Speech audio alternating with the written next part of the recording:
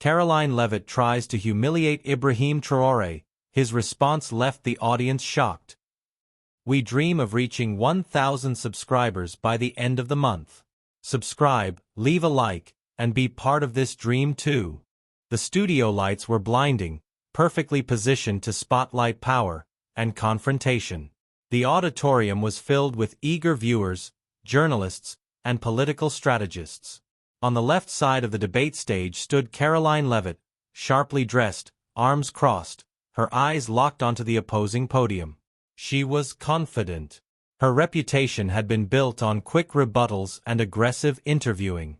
The producers had promised her something bold for ratings. What they hadn't warned her about was that today, she wouldn't be sparring with another DC politician. She would be facing Ibrahim Traoré. When Traoré stepped on stage, the atmosphere shifted. He wore no suit, no tie, just a modest, neatly pressed traditional Burkinabe tunic. He didn't need a stylist. His calm demeanor radiated dignity, and his presence silenced the murmur in the crowd. Karoline raised an eyebrow. This wasn't the man she expected. A few whispered jokes passed between staff behind the cameras.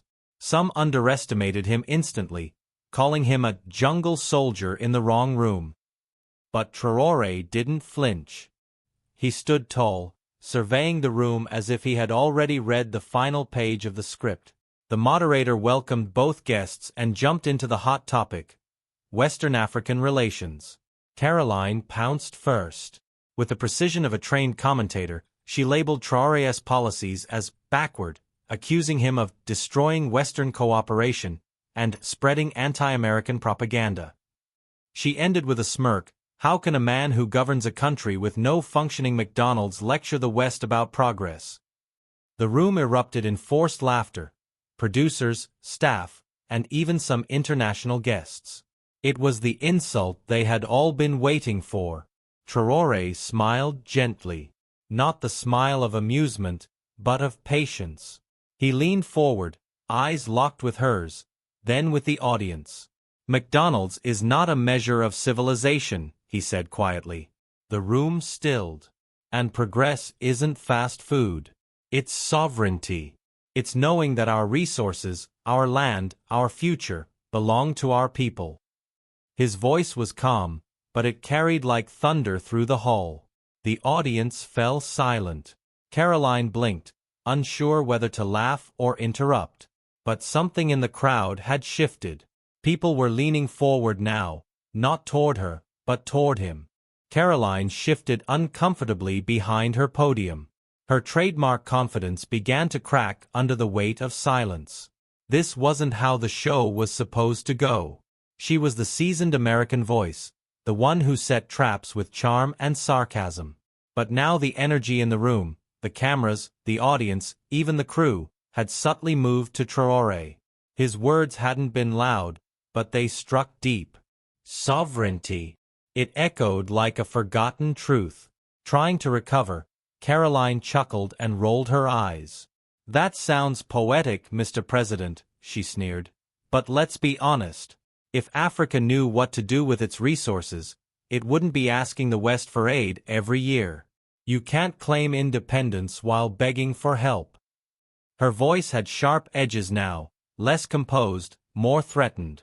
She looked out toward the cameras, hoping the viewers at home would be swayed by her usual assertiveness. But instead of applause, there was a quiet unease. Traoré did not raise his voice. He didn't have to. Africa doesn't ask for aid, he replied. It demands the return of what was taken. Our gold, our labor, our history. What you call aid is interest paid on theft. He stepped from behind his podium, slowly walking across the stage, not to intimidate, but to stand at the center, where his voice reached every corner. We were told our value was in diamonds and oil, but our value is in dignity. And no nation, no anchor on television, gets to define that for us anymore. A stunned silence fell over the room. The producers whispered frantically in the control booth. A few crew members put down their clipboards and just watched. In the front row, a young African student pressed record on her phone, her eyes wide with wonder.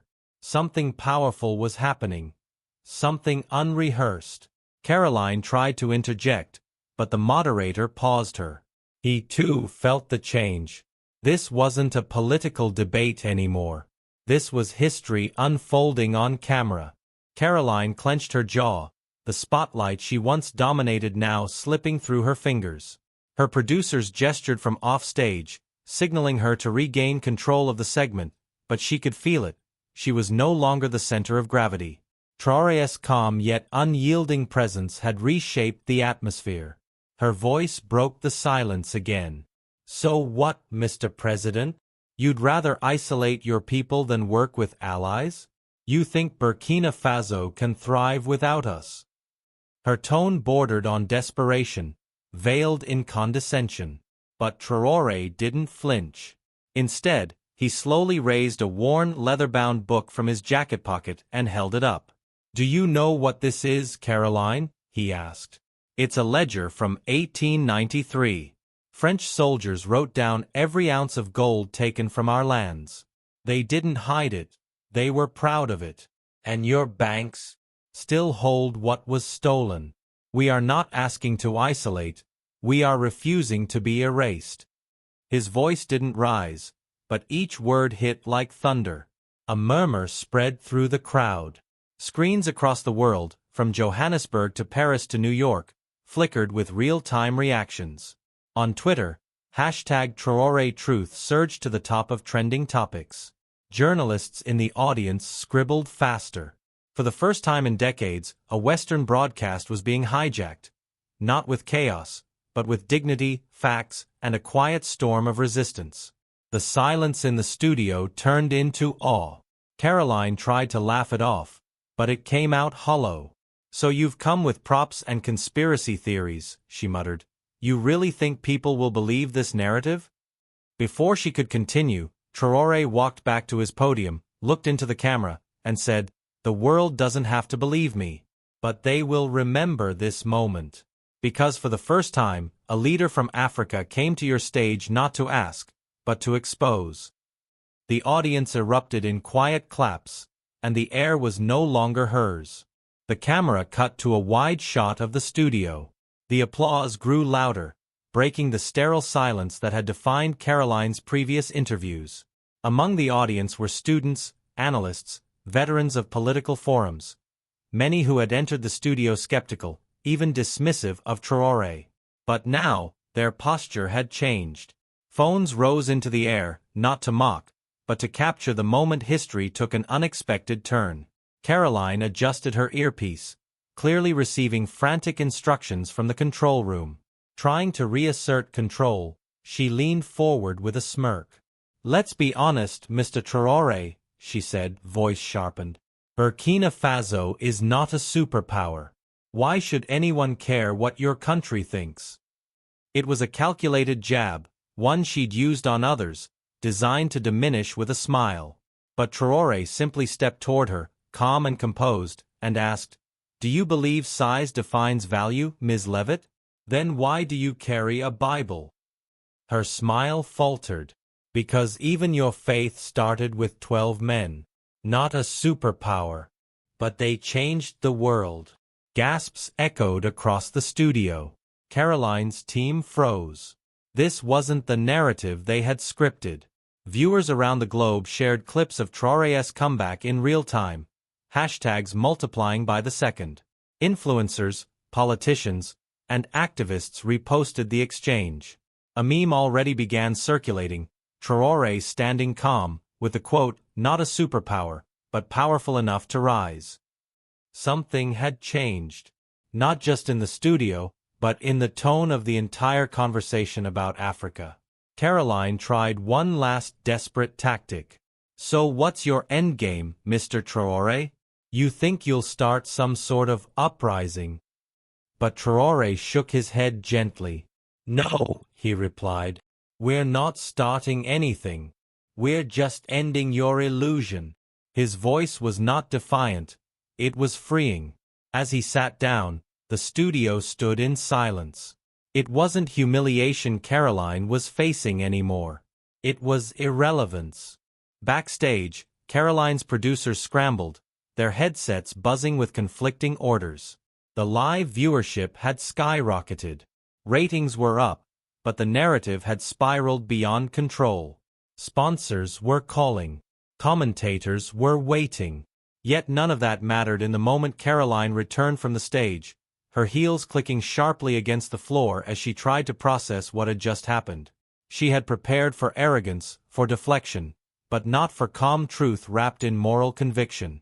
Traoré had been unshakable. Meanwhile, Traoré sat quietly in a dressing room lit by warm bulbs, his military jacket neatly folded beside him. A young African-American staffer entered, nervously holding a phone. "Sir," she said softly, "you need to see this." She handed it to him. It was a live stream from Ghana. Hundreds had gathered in Accra's main square chanting his name, not in worship, but in solidarity. "They're calling it the beginning of the truth wave," she added. Traoré nodded, placing the phone down. "It's not about me," he said. "It's about what they've waited to hear for centuries." In Washington, political advisors began drafting responses. Frame him as a populist. Question his military record. Create doubt, one memo read. But another aide, younger, simply muttered, "That man didn't just win an interview, he reframed global power." The White House, though not officially commenting, had requested a briefing. Meanwhile, several African leaders texted Traoré. Some congratulated him. Others warned him. But one message stood out, from a South American president: "You've given voice to what we all feel but are too afraid to say." Karoline sat alone, her image now frozen in clips with millions of views. Her smirk, her interruptions, her dismissiveness, all contrasted by Traoré's quiet fire. She had thought she was hosting a foreign leader to boost ratings. But instead, she had hosted a reckoning. And as the world replayed the footage, frame by frame, it wasn't her who was trending. It was the African man she tried to belittle, and who, without raising his voice, had shaken an empire's silence. By morning, the interview had become a global phenomenon. News anchors across continents repeated his lines. Headlines clashed: Traoré embarrasses American host, African leader demands justice. The interview that changed everything. But the most unexpected reactions came not from politicians, but from people. In Paris, African immigrants gathered near Place de la République, playing the full interview on loop from loudspeakers. In Lagos, university students began organizing truth panels, quoting Traoré's words verbatim. And in Johannesburg, a mural appeared overnight, a portrait of Traoré facing a lion, with the words, "Let Africa speak." Karoline Leavitt, meanwhile, faced internal backlash. Several staffers resigned. Sponsors pulled out. And media analysts dissected every second of her performance, pointing out her repeated interruptions and patronizing tone. But she refused to apologize. In a press conference, she declared, "I stand by my approach. America doesn't bow to propaganda." The words only fueled the fire. Protesters surrounded the building, holding signs that read, "Truth isn't propaganda," and "We're not blind anymore." Traoré remained silent for 2 days, as planned. He wasn't chasing headlines. He was organizing. Behind closed doors, he convened a call with 6 African presidents, proposing the formation of an independent gold reserve, free from Western banks. "If they fear our voice," he told them, "imagine what they'll do when we control our own value." Some hesitated. Others listened. But by the end of the call, 2 had already agreed. The interview had cracked the illusion. Now Traoré was offering a new path. Back in Burkina Faso, the people celebrated not with noise, but with unity. Farmers, students, elders, they felt something they hadn't felt in generations: visibility. That a man from their land had stood calmly in the lion's den, and without insult or rage, made the lion blink. What started as a talk show segment had become a spark, one that lit the dry kindling of centuries. And everyone knew it. This wasn't about one man anymore. It was about a continent waking up. Days later, in Addis Ababa, the African Union held an emergency session. Normally, these gatherings were cautious, filled with speeches and safe declarations. But this one was different. Ibrahim Traoré walked into the hall not as a guest, but as a force. Delegates rose to their feet. Some clapped. Others simply nodded, their expressions unreadable. On his lapel, Traoré wore no flag, only a gold pin shaped like the continent. He stepped to the podium and, without notes, began, "What you saw on television was not about me. It was about what we've accepted for too long. It's time we speak with one voice, or we will remain echoes in someone else's script." The room fell into deep silence. Then, murmurs. Then applause. He didn't present a lecture. He offered a roadmap. A new Central African economic bloc. A gold-backed regional currency. A digital media platform owned and governed by Africans. "They call it populism when we speak," he said. "But it's only power when they do." Karoline Leavitt's interview was now being cited in official reports, its transcript entered into the session records. What was once a media embarrassment had become evidence, proof of what needed to change. International observers reacted with unease. The U.S. State Department issued a vague statement about preserving media integrity and global partnerships. European newspapers accused Traoré of exploiting sentiment. But behind their words was panic. Financial analysts warned of currency shocks and geopolitical tremors if African gold was rerouted from Western institutions. Goldman Sachs quietly hosted a closed-door meeting. The IMF requested an urgent call. Something had shifted. They couldn't control the story anymore. In Burkina Faso, people lit candles. Not out of mourning, but hope. Children painted Traoré's speech onto school walls. Musicians turned his phrases into songs. For the first time, the pulse of African unity wasn't an abstract dream. It was real and beating in the open. Traoré had challenged not only a system, but the silence that enabled it. And now, he wasn't standing alone. He had millions walking with him. As Traoré's proposals gained traction, powerful institutions began to retaliate, not openly, but with strategic precision. A classified leak emerged in a Western news outlet, alleging that Traoré was receiving covert funding from undemocratic regimes. No names, no evidence, just enough to sow doubt. Within hours, bots and influencers began repeating the headline, "Can Africa trust Traoré?" At home, opposition politicians seized the narrative. "We must protect our nation from radical experiments," one former minister declared, conveniently omitting his ties to foreign energy contracts. Karoline Leavitt re-emerged on a late-night U.S. talk show. Her tone had shifted from mockery to alarm. "I underestimated him," she confessed, leaning into the camera. "He's not just angry, he's dangerous. He's building something that could threaten our entire strategic balance in Africa."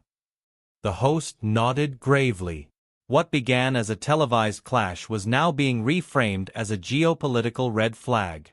Her humiliation had become a rallying cry, not for truth, but for containment. But Traoré saw it coming. In a private bunker beneath Ouagadougou, he convened a secret council, composed of scientists, economists, military leaders, and 3 former heads of state from neighboring countries. He laid out intercepted intelligence, plans for economic sabotage, cyber attacks, even whispers of a coup. "They will try everything to preserve the old order," he said. "But they don't understand. Africa is no longer a puppet on their stage. We are rewriting the script." The council made a decision that would shock the world. Traoré would take the movement global. He would embark on a world tour, not as a guest of governments, but as a guest of the people. No closed-door meetings. No scripted summits. Town halls in Johannesburg. Forums in Accra. Debates in Dakar. Everywhere the message was clear. Africa is rising, and no one can stop it now. Traoré's tour began with an electric jolt. In Johannesburg, the crowd stretched for miles. Not since Mandela had such a figure stirred that kind of energy in South Africa. There were no teleprompters, no bulletproof glass. Just a man in a plain brown jacket, speaking from the heart. "We were told we were poor," he began, "but they feared our wealth. We were told we were weak, but they feared our unity. Today we no longer whisper, we roar." The audience erupted. Even skeptics felt the tide shift. In Accra, Ghana, he addressed university students, activists, and rural farmers alike. His message was consistent: transparency, sovereignty, and dignity. Cameras captured an elderly woman in the front row wiping tears from her face. "He's saying what my father dreamed but never lived to see," she whispered. Western media tried to frame the movement as populist frenzy, but each city only amplified its legitimacy. Intellectuals joined the cause. Celebrities voiced support. The world wasn't just watching, it was listening. Meanwhile, Karoline Leavitt watched from a studio in Washington, visibly unnerved. Her advisors advised silence, but the pressure built. A leaked recording showed her mocking an African delegation at a private fundraiser. The backlash was swift. Sponsors pulled out. Commentators labeled her out of touch. And then came the final blow: an invitation from Traoré to join him live, on neutral ground, for a public conversation. No script, no aides, just truth. Cornered, Karoline accepted. The debate was set for Nairobi. Security was tight, but the atmosphere was electric. 2 podiums, 2 microphones, and a global audience numbering in the hundreds of millions. The world had seen humiliation, resistance, and retaliation. Now it was time for reckoning. What no one knew, what even Traoré's team hadn't predicted, was just how powerful his final words would be. The hall in Nairobi was silent as Ibrahim Traoré stepped up to the podium. Cameras from all continents broadcast his every breath. Karoline Leavitt stood opposite him, stiff, composed, with a nervous smile carefully painted on her face. The moderator welcomed both leaders, reminded the audience of the purpose: an open dialogue for the future of cooperation between Africa and the West, and then stepped aside. Karoline spoke first, launching into a prepared monologue filled with patriotic tropes, warnings about radical populism, and veiled critiques of Traoré's anti-Western rhetoric. It was calculated, but no one applauded. Then it was Traoré's turn. He didn't look at Karoline. He looked at the people, at the mothers, the miners, the students, the sons of Africa watching from rooftops and mobile screens. "We are not anti-West," he said calmly. "We are anti-theft, anti-deception, anti-destruction. And if that makes us threatening, then perhaps you should ask yourselves what you've built your power upon." The crowd began to murmur, then rise. His tone remained steady. "Africa is not a charity case.